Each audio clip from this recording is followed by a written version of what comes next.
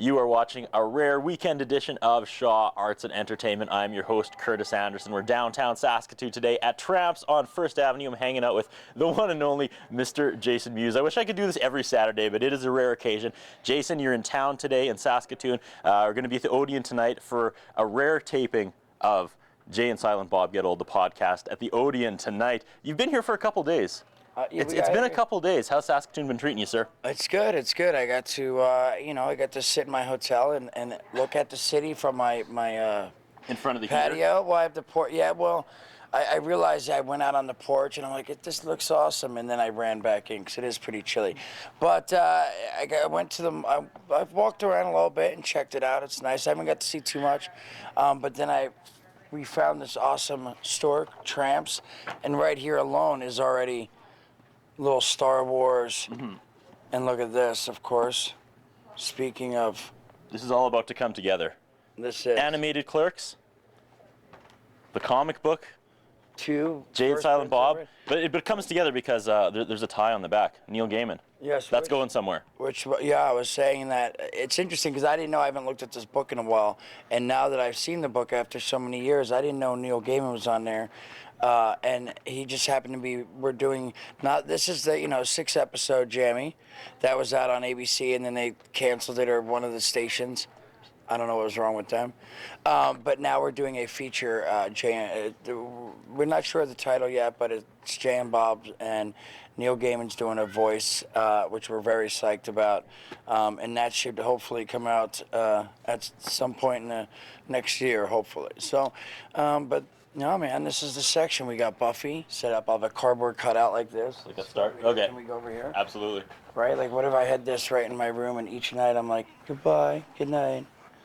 See, I thought this movie was awesome, but, I don't think I'd actually really want this in my house. But they do have a bunch of cool figures here. I want to run with this for a second. The name of the podcast is Jay and Silent Bob Get Old. Where does the comedy end? Because, we're both in our 30s now. Where does the comedy about getting old end, and like the sadness that it's actually happening start? That's I would think, I don't know yet. I mean, I swear, I think when I hit 35, I felt like I'm 37 now, and when I hit 35, I thought like, oh my gosh, like I'm past the mark. I'm heading towards 40, and I don't know. To me, 40 seems, but we'll see, because I thought I was gonna be set. The way I feel now at 37, I don't really think about it, is my point. So if I can feel good and still think good at 45, I feel like it still won't matter. It really doesn't hit me until I start thinking of, like, my friend's going his 10-year high school reunion, and he told me that the other day, and I'm like, wait a sec, I had never had a high school reunion 10-year, or it's coming on 20 years. Wow. Like, I realized I've been out of high school for 20 years. Like, and then, so that's sort of when it's like, oh my goodness. And then I got my nieces and nephew. My one niece just graduated high school, and it's I don't know, it's weird. Because I remember her, as a kid, and just, so it's interesting. But for now, I feel like if you feel healthy and think healthy, that I think you can last. I just read an article, 100-year-old man, he's turned 100 years old this year, and he ran a marathon, and I forget how many, it was like 22 miles or 25 or something crazy, but he was 100 years old. So you never know, man. If you can make it to 100 and run a marathon, I'm hoping I could just walk at 100 if I'm around, I'm hoping I at 100. Hypothetical question. Let's say you just found out this is worth like $30 million. You take it up to the front, you say, I'd like to sell this. The gentleman here at Tramps gives you $30 million. You use that to fund the movie you want to make. What movie do you make right now, 2011? And I have $30 million. Yeah. Is that a big budget? I don't know anymore. It's pretty small. It's fair size. Yeah.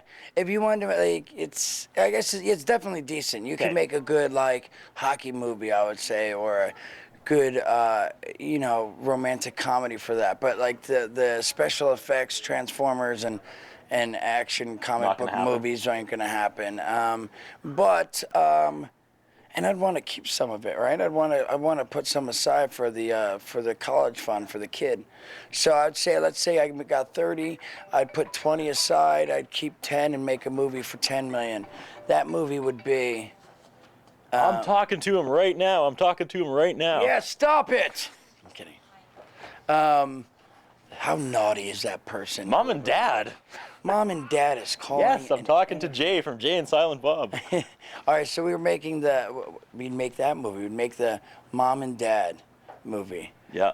They open up a superhero store, comic store, and that's not a good movie. All right, let's think of another one. Okay, next question.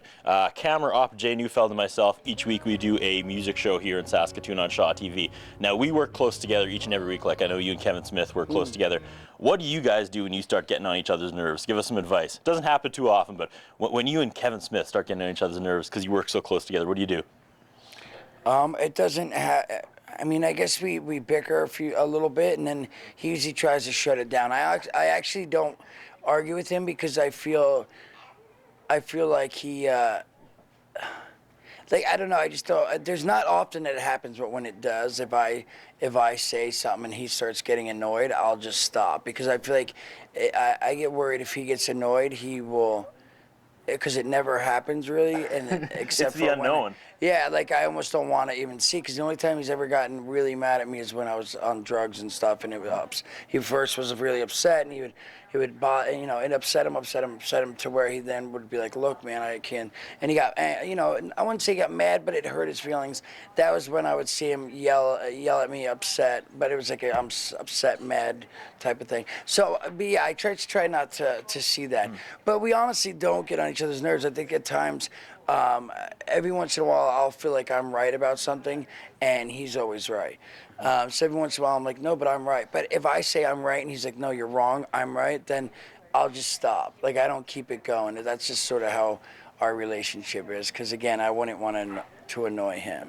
Because I don't think he can handle it. I think when he's sort of a big sensitive baby. So.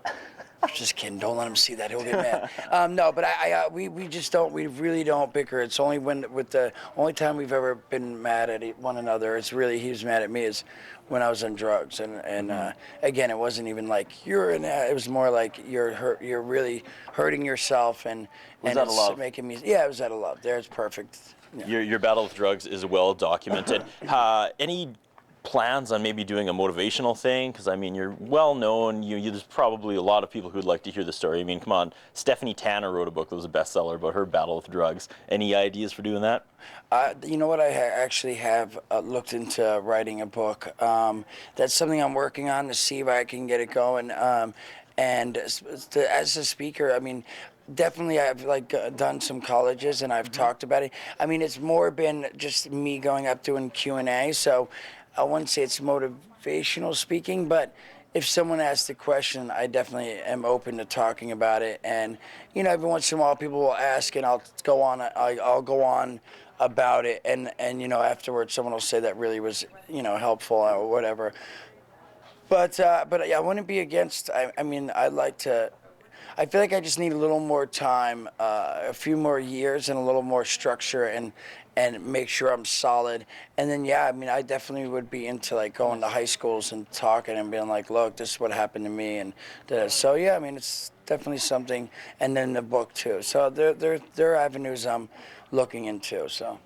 All right, tonight at the Odeon, Yes. Jay and Silent Bob Get Old.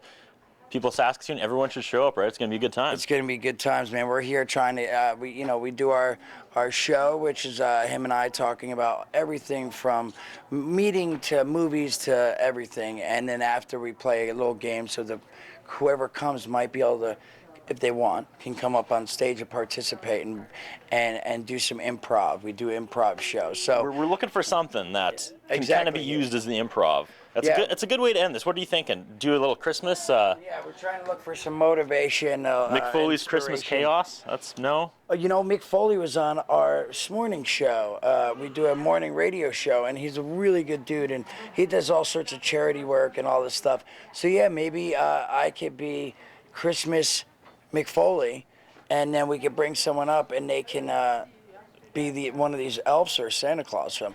We'll look into it. We're going to talk about this after we're done here. But this is good inspiration right here, and we're going to keep looking. But Christmas sounds good. Thank you so much, sir. See you tonight. Thank you.